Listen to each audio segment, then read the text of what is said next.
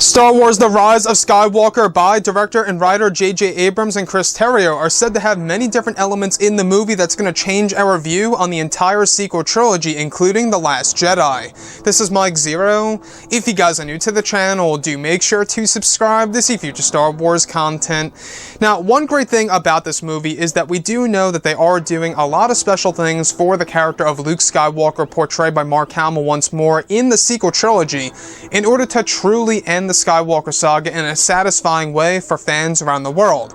And that's one major aspect that a lot of people are really looking forward to, is of course exactly how Luke is going to be utilized in this movie by director J.J. Abrams. Now, these past couple of weeks or so, we've been learning a whole lot more about this film, and when it all comes down to one of the concept art descriptions, this is where things begin to get very interesting and intriguing that actually change how we view some of the scenes in Star Wars: The Last Jedi. Now, specifically, a description of both Rey and Luke Skywalker sitting in front of a tall Jedi structure that is said to be a part of the Jedi ruins on an unknown world. It's described to be a sequence in which Luke is delivering dialogue to Rey about his past and his philosophy during the events of Episode 8. Luke is said to be in the form of a Force ghost and apologizing to Rey of how he was on Ahch-To, and that was not the Luke that everyone knew. Luke is described to confess his regrets of shutting himself off from the Force, which in turn clouded his judgment of the threat of the First Order by destroying the Hosnian system. It's said to be a scene in which Luke essentially apologizes for all what he was like in The Last Jedi, and how he feels responsible not just for the death of millions, but of course for the death of his own friend Han Solo. The next goes over Rey talking about how Ben's turn to the light could be Luke's redemption for how he failed his nephew, which is said to lead to an extended flashback sequence of Luke Skywalker about to slaughter his own nephew in the hut in his training temple.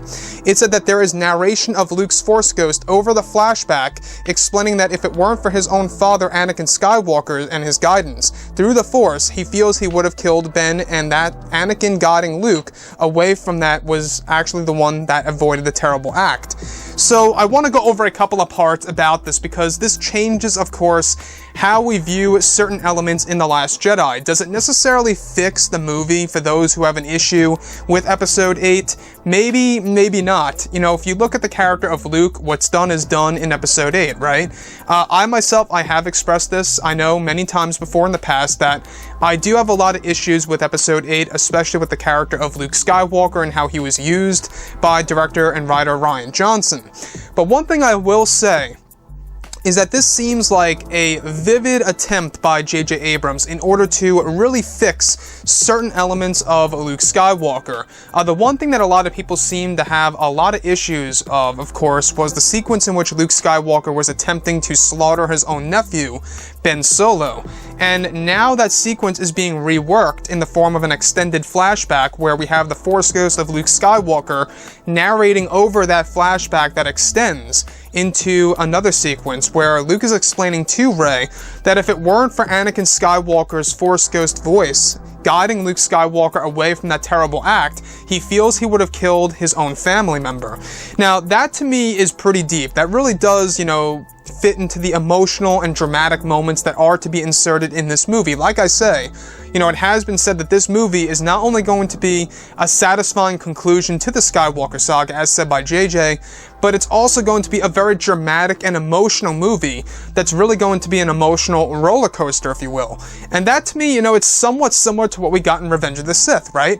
A great example is the ruminations that both Anakin and Padme have, toward the end of the movie and everything.